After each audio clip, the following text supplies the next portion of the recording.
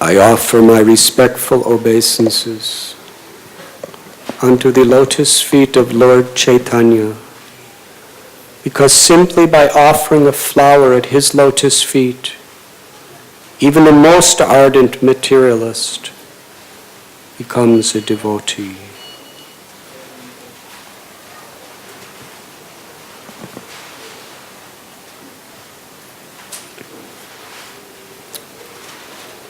Today we are celebrating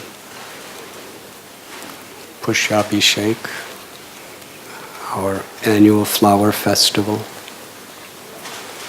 So the brahmacharis have selected this particular verse.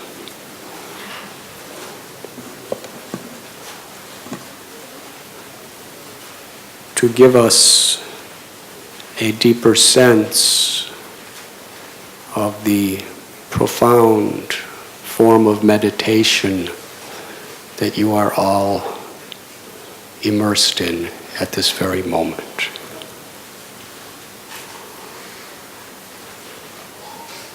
What seems to be something very ordinary,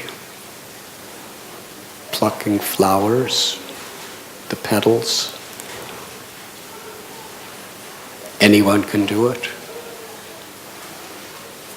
You don't have to have had studied 12 years of Sanskrit grammar.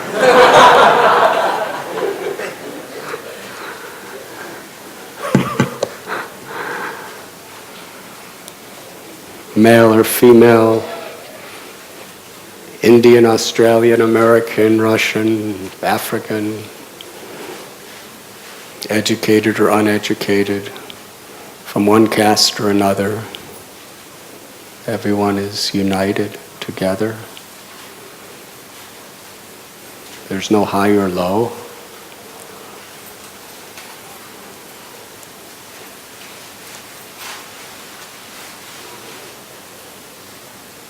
But yet, if it is done with a spirit of devotion, it has the most powerful effect of cleansing our heart and uplifting us to the spiritual platform. In the Bhagavad Gita, Krishna tells, Patram pushpam palam toyam yo me bhakta prayachchati. If one offers me with love and devotion, even a fruit, a flower, a leaf, or some water, I will accept it. Krishna is saragrahi. That means he accepts the essence of the feeling of the heart, of our intention. Whether it is something very grand or something as simple as this. Krishna's Bhakta Vatsal. He agrees to be purchased, conquered by the love of his devotee. And being Lakshminath, the husband of the goddess of fortune, Krishna does not need anything.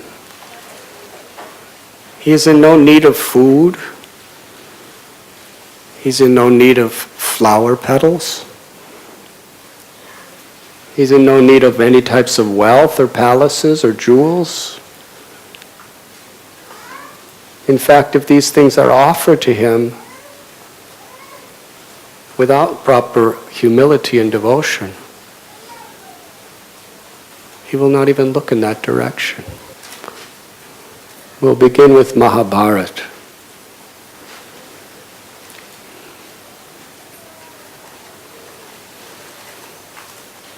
The Pandavas had just been exiled to the forest for 12 years.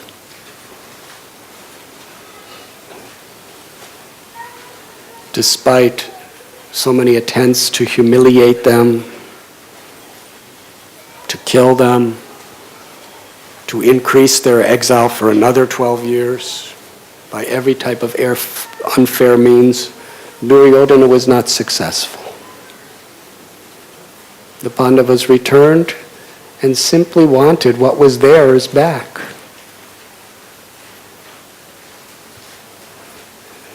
They were meant to be the rulers of the whole world. But Duryodhana convinced his father, Dhritarashtra, to banish them and usurp everything that belonged to them. Yudhisthira was so kind. He sent a message to Duryodhana. Just give us 5 villages and we'll be happy. Duryodhana rejected even that. And because of that, Duryodhana was mobilizing forces for an entire war. And the Pandavas had no choice but to respond. The armies were assembling. But Yudhisthira, so kind and gentle, he didn't want this war. Krishna did not want this war. Yudhisthira approached Krishna, who is the supreme absolute truth, who had incarnated within this world, but who was playing in such a sweet way that he accepted the role of like a younger brother, being the cousin of Yudhisthira. And he was always eager to help and serve his devotees. Yudhisthira Maharaj was very impassioned. This war will be horrible. We have to avoid it. We have to make sense, somehow or other give sense to Duryodhana. We have all tried. Everyone has tried. Krishna, you're the last hope. You're the only possibility that he may listen to you. Ask him to be a little fair for the sake of Dharma, for the sake of so many lives. Go to Hastinapur and give him this message. Krishna became the messenger of his devotee. He spoke, he's the speaker of the Vedas, the highest truths, and yet he humbles himself to be the messenger for his devotee, and later to be the charioteer for his devotee. So when Krishna was on his way to Hastinapur to offer this message of peace, the spies of Duryodhana found out that he was coming. And Duryodhana, Dhritarashtra, first of all, the father of Duryodhana, who was blind, who was actually the king at the time, he was very excited Krishna was coming. He said, let us make grand arrangements to welcome him. And they were arranging to offer him a magnificent throne to sit on, music and dance, and the most precious of all jewels and silks. And they were arranging to give him a magnificent feast. And Duryodhana was very excited about this too.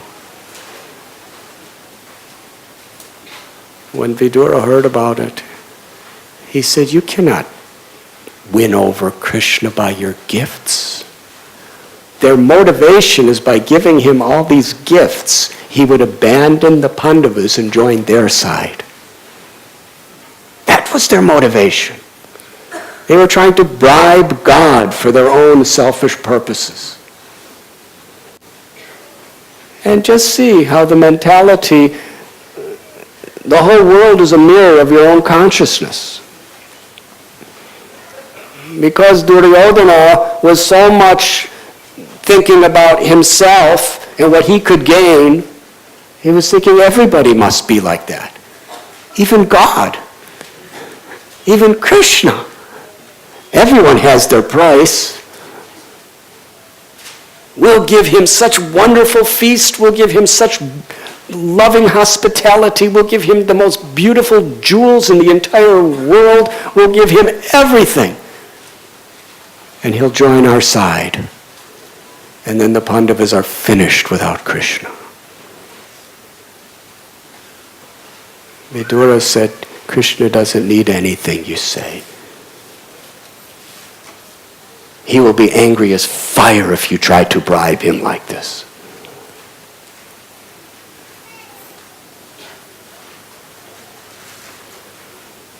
Meanwhile, Lord Krishna came and he refused to take the food that Duryodhana prepared for him, or any of the entertainment, or anything else. And Duryodhana arranged the most beautiful palatial suite for Krishna to stay in while he was there. Krishna made it clear he will be living and eating at the very simple house of Vidura, who had a pure heart. When they welcomed Krishna, they had the most magnificent throne anyone has ever seen, inlaid with jewels. There was diamonds and rubies and emeralds and sapphires, and it was inlaid with ivory and gold and silver. Krishna sat on it. Duryodhana, first thing he said, we are offering you such wonderful hospitality. Why? Why, Krishna, are you rejecting it? It is not right. Chastise. We have offered you this magnificent feast. Why you are not eating? Why you are going to Vidura's house? Krishna said, I have come for business, not for eating. I will eat after my business. I have to give a message. Duryodhana said, that is not right. When hospitality is offered, it should be accepted.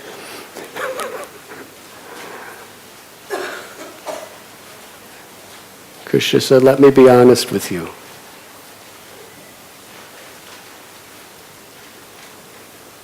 The Pandavas are your own cousins. They've always been fair to you, they love you, and they are my devotees. They represent Dharma.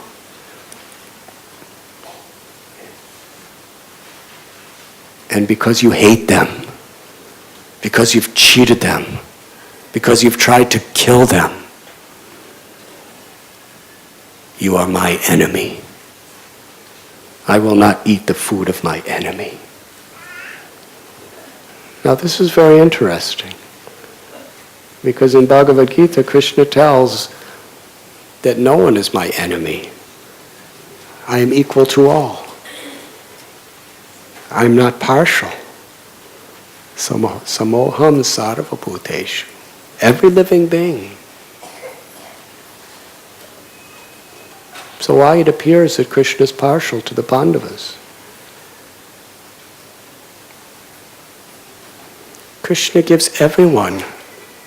He's equal to everyone in the sense he's everyone's well-wisher. But according to how we use our free will, Krishna reciprocates accordingly. If we become the enemies of Krishna's devotees, then by our free will, Krishna responds and becomes our enemy. Well, what kind of enemy? He's only speaking with the most intimate, sweet love for his enemies, to help them, to give them liberation, to give them the highest ecstasies of pure love of God. He's just teaching them what's good for them. He has no malice toward anyone. He's speaking what's good for Duryodhana. And then Krishna got up and left. They went to Duryodhana's house, simple home, where he was offered very simple food. According to legend, they weren't prepared for him and they just had a banana ready and they gave him a banana. And Krishna was happy eating a banana. that was offered with love and devotion. Then that magnificent feast of hundreds of preparations cooked by the finest chefs, served in golden plates.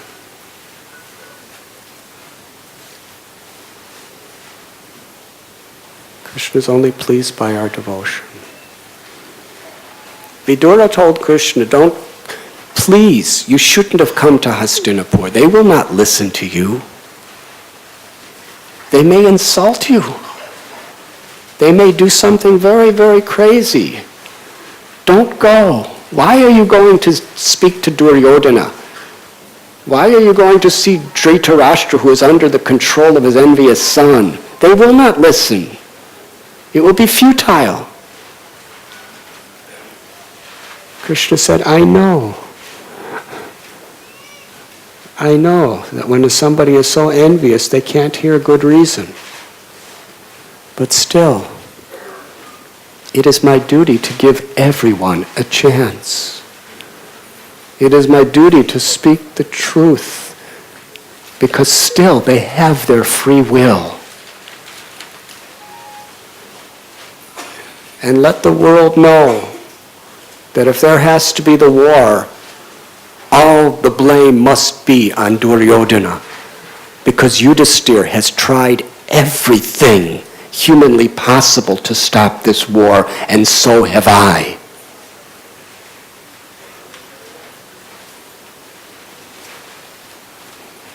The next morning, Krishna went to the court,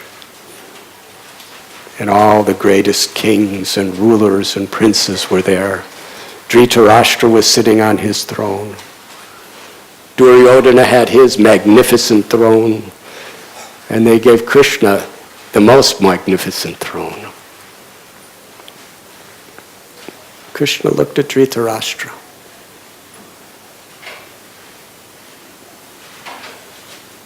Said, please, this is your last chance to end the enmity between your nephews and your sons. You are from the royal order of the Kuru dynasty, which is known throughout the ages for its integrity, its values, its moralities, and whole upholding of Dharma.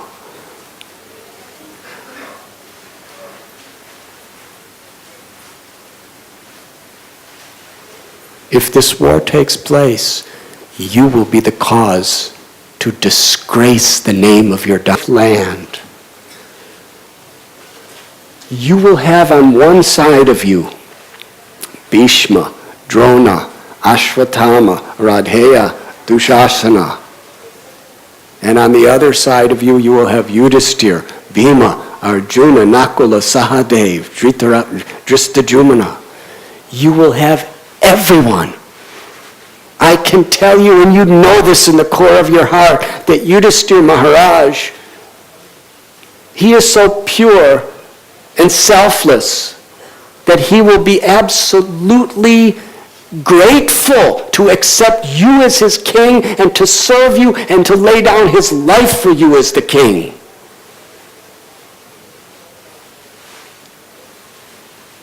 Everyone will love you.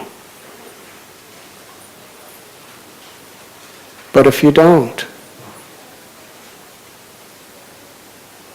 there will be mass bloodshed, disgrace.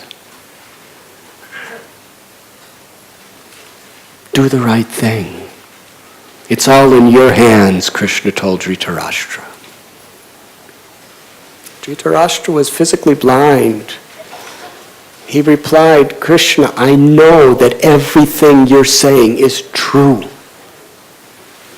And I know that your mission here is one of compassion for our own benefit. But I'm helpless. Duryodhana, I've tried to explain this to him. His mother has tried to explain this to him. Vidura and Bhishma, but he won't listen. He's bent on the ruination of our whole dynasty. Please, Krishna, No use speaking to me. Speak to my son, Duryodhana. Maybe you could make sense to him. Krishna turned to Duryodhana with compassion, with love. And he praised him as being the son of such a great heritage. Just be fair to the Pandavas. They will serve with you as brothers. Yudhisthira Maharaj will immediately forgive and forget all the injustices you've done to him.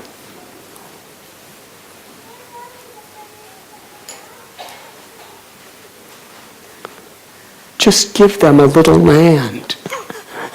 That's all they want.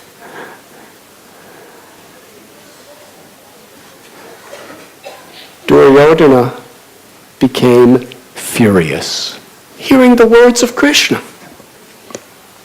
He said, Krishna, why are you bewildering everyone? Why are you speaking these lies? What nonsense! You're trying to make me the blame for this war. I am the upholder of Dharma. I will not budge from Dharma, and you are trying to make me something else? You're spreading this lying propaganda against me? This war is the Pandavas' fault, not my fault. You're saying I took everything away from them? The fact is they lost their kingdom in that dice match. Duryodhana chose to be in that dice match. He lost everything. Now it is all mine. And you want me to give it back to him? That would be a dharma for me to give back something that they have lost. Don't put the blame on me. I will not budge from dharma for anything. I will not bend my head for your irreligious purposes for any situation. I would rather lay down my life in the battlefield and die and be the food for vultures than to do what you're saying. Because you're representing irreligion.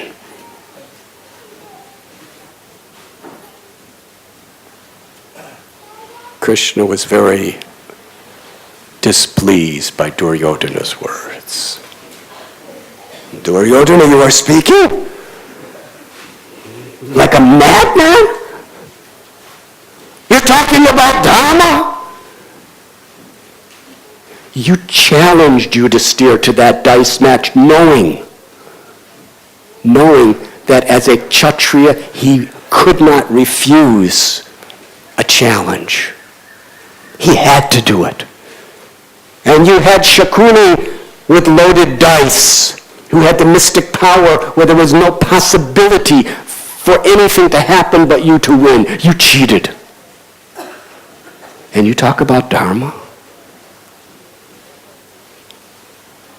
All the times you tried to poison Bhima by presenting him nice cakes for his birthday which had bitter poison in them. And how you sent the Pandavas and their helpless mother Kunti to Varnavata and put them in a beautiful house that was made out of flammable lac. And then you lit it on fire to burn them to death. And you talk about Dharma, you talk about fairness.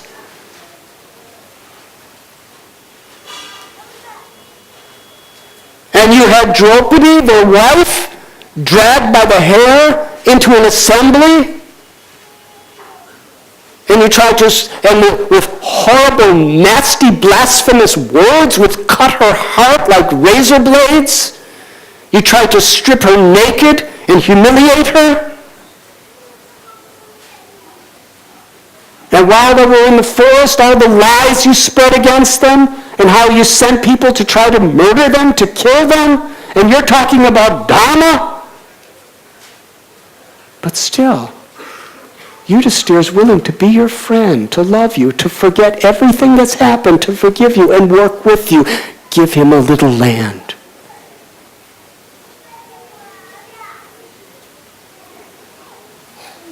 Duryodhana said, I will not give them enough land to pierce the head of a needle through. When Duryodhana heard Krishna's words, he stood up in anger. He lifted his head up and walked out.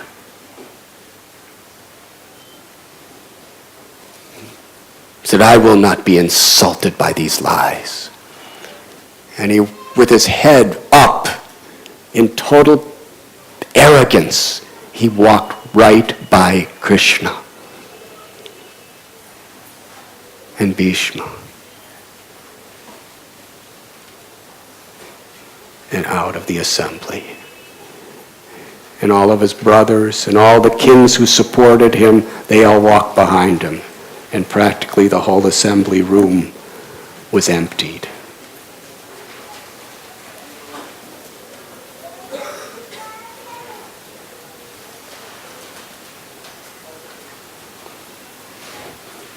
Bhishma, Drona, they were all trying to convince Duryodhana. They were all trying to convince Dhritarashtra, give up this nonsense son of yours. Dhritarashtra was so pained to see what happened. He said, I could see that my whole dynasty is finished. My son has offended Krishna in this way. And my poor wife, Gandhari, how she will suffer when all her children are dead. I think the only hope is for my wife, Gandhari, Duryodhana's mother, to try to convince him. So they called for Gandhari. And then the message was sent to Duryodhana, a message he could not refuse. Your mother is calling for you.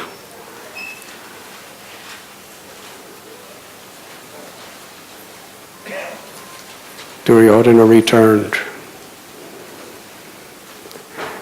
Gandhari was pleading. She was such a soft-hearted, virtuous lady. That I gave birth to you. You were born from my womb. I love you more than anything. Why don't you listen to me? Yudhisthira and the Pandavas are good people. They represent the highest principles of purity and fairness. Why are you doing this to me? Do you want me and your father to live the rest of our lives in the misery of having seen all of our sons dead? No one will be our friends. We will be alone. And what about everyone else? Give the Pandavas their land. They love you. I love you.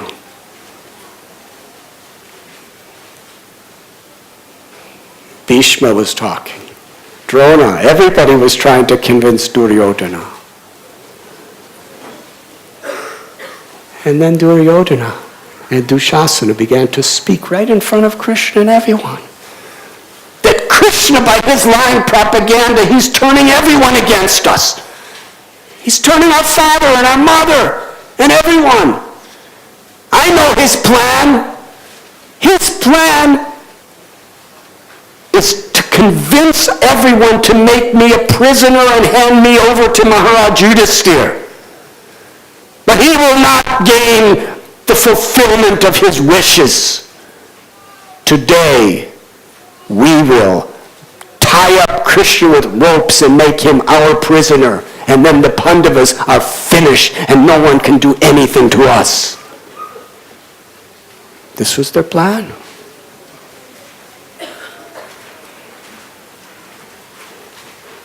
Dhritarashtra said, don't speak this insanity. You want to tie up Krishna and make him your prisoner. He's the Supreme Personality of Godhead. You can't do this. You're insane. And Vidura was telling Krishna, please leave here before this humiliation. They're going to attack you. Krishna said, let us see what they can do to me. There was panic in the hall. Bhishma was outraged. Drona was outraged.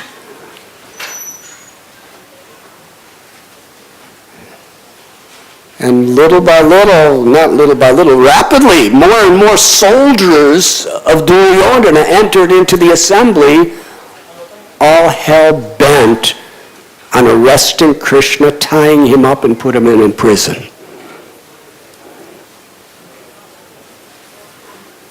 As they approached, Krishna laughed.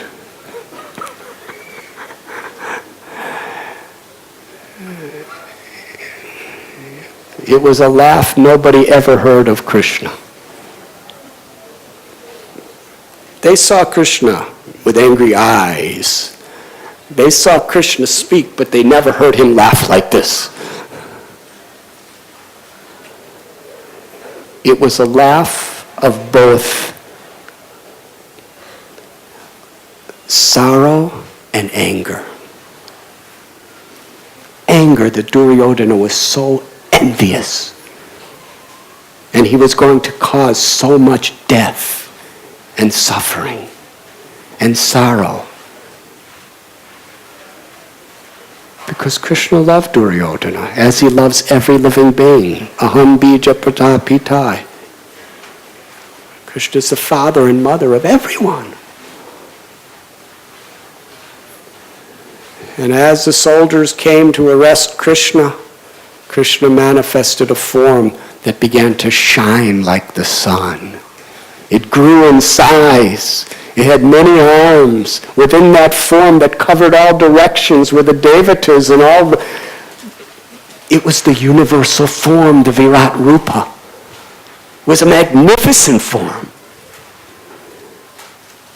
The form of the Almighty.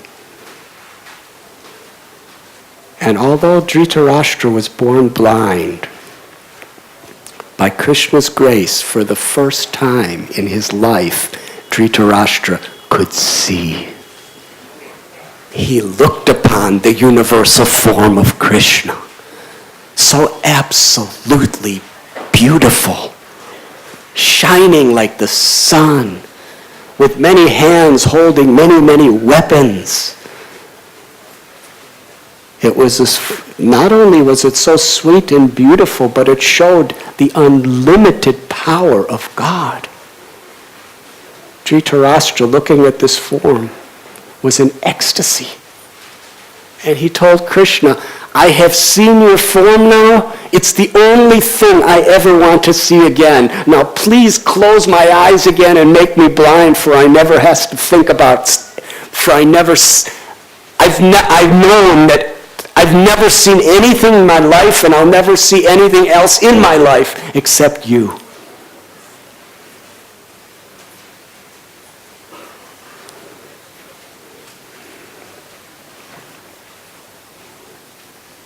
The soldiers ran away, or at least stood back. And Krishna manifested his ordinary form again and walked out of the assembly. So this story is very philosophically represents the relationship between the jiva, or the soul, and God.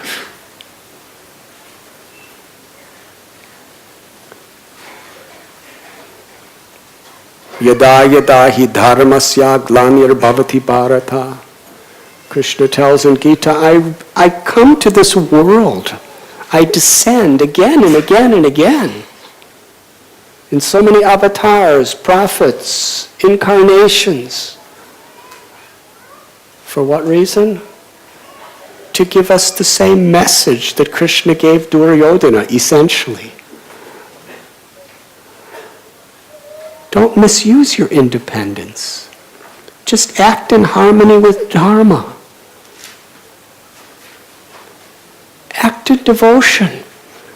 I'm your father, I'm your mother. The whole spiritual world is yours.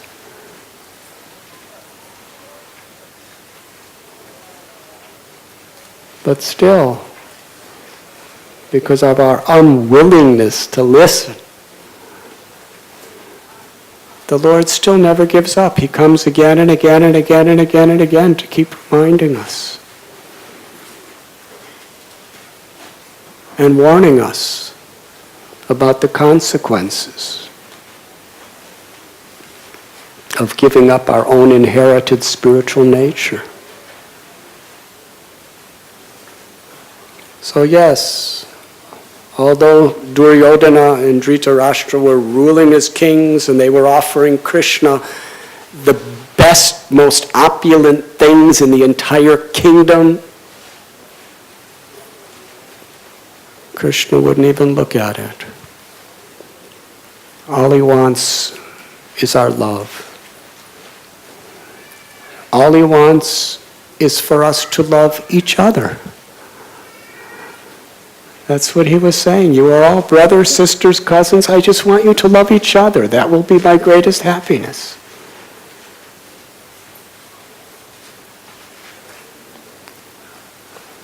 And that's always Krishna's message. We are all related. Every living entity, not only all varieties of human life, but all species of life. We're all the same family. Brothers, sisters, cousins. Krishna wants us to love each other, to cooperate with each other, to not be envious and greedy and exploit each other and hurt each other. That was his message to Duryodhana. That's his message to all of us. And to experience the essence of real happiness, the treasures of the soul, it's so easy. Whoever we are. If we have this consciousness of humility and generosity and devotion, any one of these flower petals that you're plucking today, any single one of them, if you do it with this consciousness, you will attain the highest perfection of life. That's how gracious God is.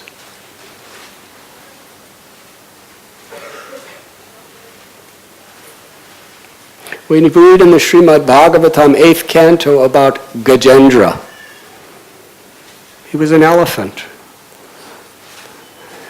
And Gajendra, with his whole family, he was the king of the jungles. He went on a nice holiday excursion. They came upon a very beautiful lake filled with lotus flowers. The whole lake was fragrant because the pollen of the lotus flowers were falling in the water, and the water became like nectar. And it was a very nice cooling temperature. Gajendra went into the water. Oh, it was just so pleasurable to his body. And he wanted to share it with his wife and children, so with his trunk he was magnanimously spraying them with the water, the fragrant, nectarine, cooling waters of this lake.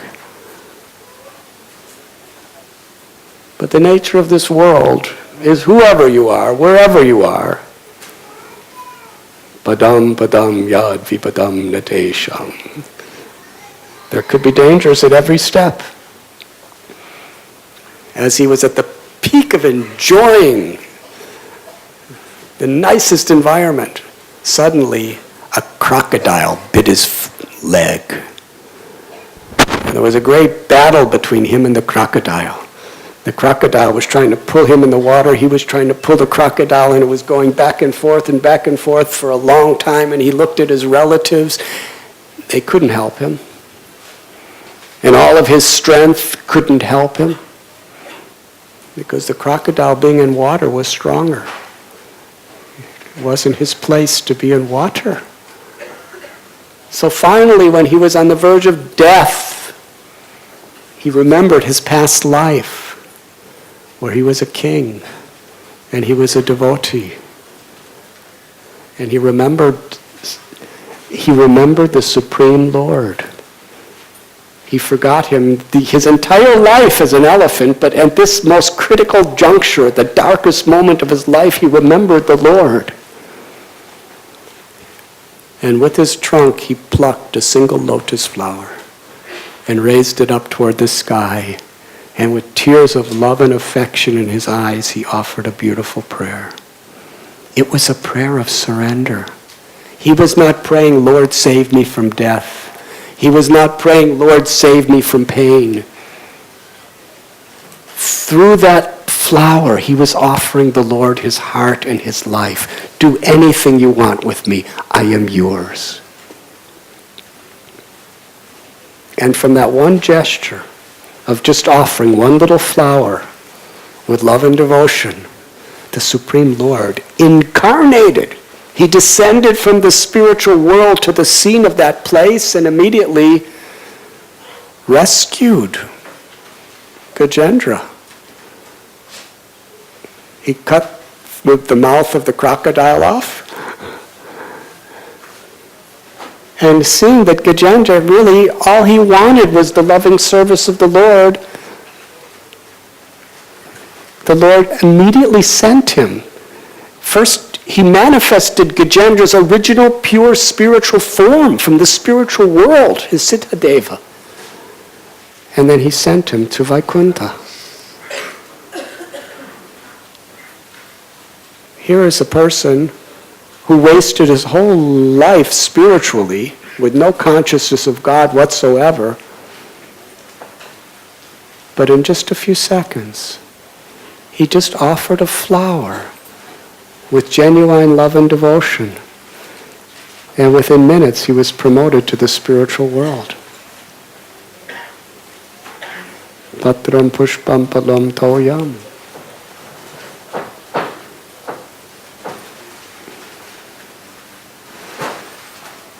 In Ram Lila, the story of Shabari, when Ram and Lakshman were looking for Sita, they were wandering through the forests.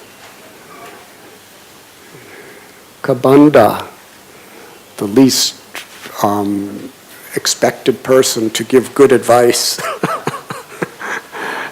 told Ram and Lakshman, go to Pampa Sarovar.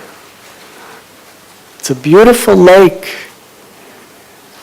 And close by is Sugriva and his friend Hanuman. Make allies with them. They will help you find Sita. So Ram and Lakshman came to Pampa Sarovar. And there living, there was a little thatched hut and also a cave, was a very old, emaciated woman, dressed in rough tree bark. Her name Shabari. And as far as caste, she was like from the jungles. She was considered an outcast from that designation.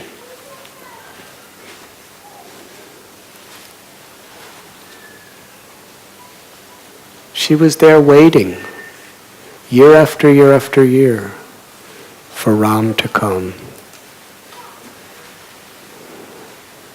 When Ram arrived, Shabari, she bowed down. All she had to offer him was a little grass seat she made for him, a little grass mat. And Ram and Lakshman sat. And she explained to Lord Ramchandra about her life. She was a disciple of Matanga Rishi. And Matanga Rishi went back to the spiritual world with all his disciples, but he told Shabari, you're not prepared to go. You remain here. Because years to come, Lord Ramchandra, God who will appear on earth, will come to this place. And you serve him with love and devotion. And you will attain perfection, and then you will join all of us in the spiritual world.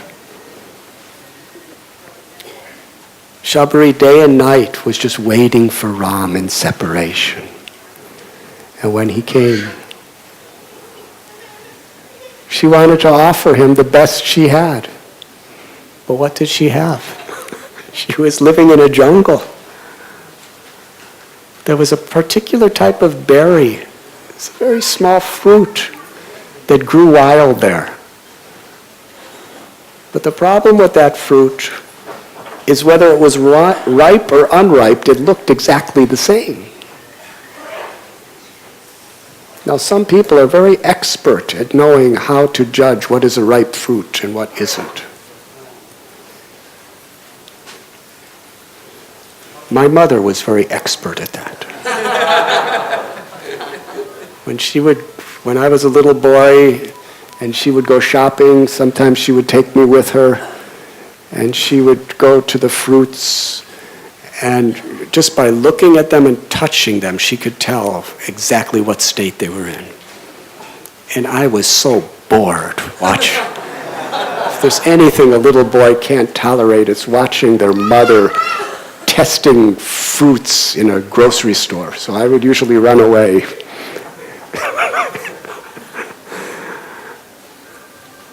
But even the best fruit tester could not tell the difference between these particular berries.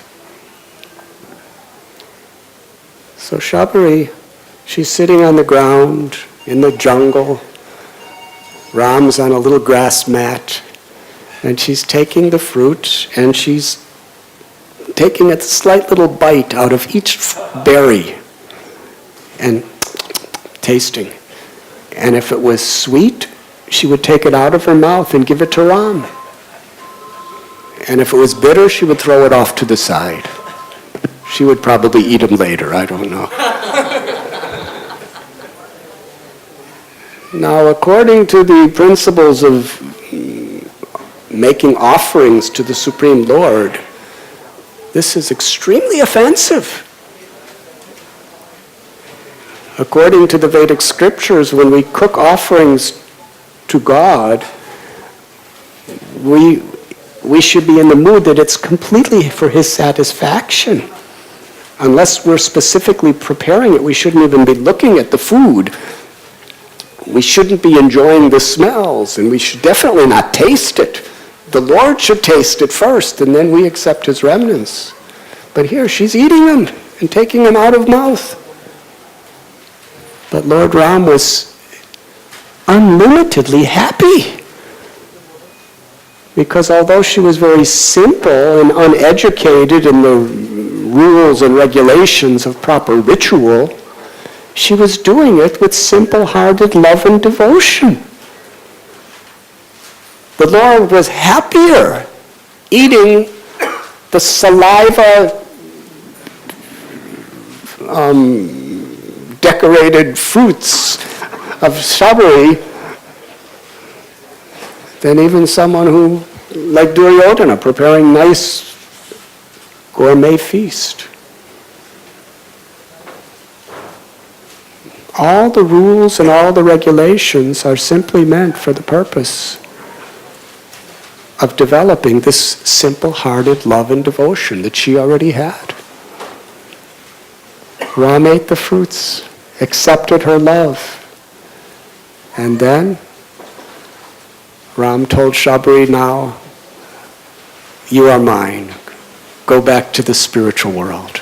And on that very day, her original spirit, by her own mystic power, she ignited the fire element in her body, and a beautiful spiritual form emerged, and she went back to the spiritual world. And as a brahmachari in those days, every day he would go out to beg for food. And he had a little cloth bag that he kept hanging from his shoulder. And he would go house to house, 10, 12 houses minimum every day, and beg. And for any of you who have ever done begging like this, how many have? People don't give you the best thing in their house. They give you the cheapest thing in the house. And in Bengal in those days, the cheapest things were the broken pieces of rice in the bottom of the barrel. So people would just throw a small handful of broken rice in his bag, and he would be grateful. He'd be thinking of Krishna, chanting Krishna's names throughout the whole day. Then he would get home, and with love and devotion, he would cook those broken old pieces of rice after washing it and offer it to Krishna. That's how he lived his life.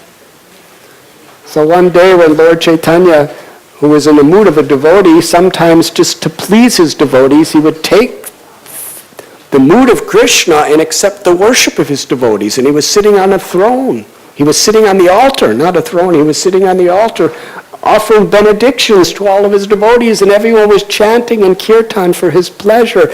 And in the back of the room, Lord Chaitanya happened to see this little poor brahmachari, Suklambar, just had a tattered set of clothes, and he was dancing ecstatically, chanting the holy name, and that little cloth bag with his handfuls of begged rice was swaying to and fro on his shoulder as he was dancing and dancing and dancing. He was so happy. Lord Chaitanya was just enjoying seeing his bliss.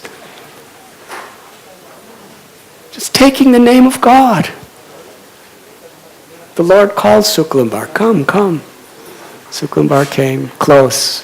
The kirtan continued. He was dancing and smiling, and Lord Chaitanya was just laughing, seeing this. Chaitanya was eating handful after handful. And he was saying, I have never, ever tasted anything so sweet, so delicious as the rice in the bag of Suklambar.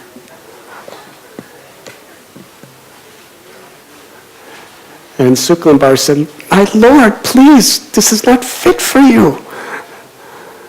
And Lord Chaitanya said, birth after birth you have been a beggar, and I have been stealing your rice. He said, you do not remember, but I remember in your past birth you were Sudama Vipra, living near Dwarka. And at that time you were in so much poverty, you were practically starving, and your wife, feeling sorry for you, sent her to me, who was living in a palace in Dwarka, asking for some favor, for you wouldn't starve, so you wouldn't suffer so much. And you said, Sudama Vipra said to his good wife that if I go to see Krishna, I have to offer him a gift, but we don't have it. They literally had nothing in their house. So she went out and begged and got some chipped rice. And he didn't have a proper bag for it. He just tied it in a little piece of cloth, old cloth.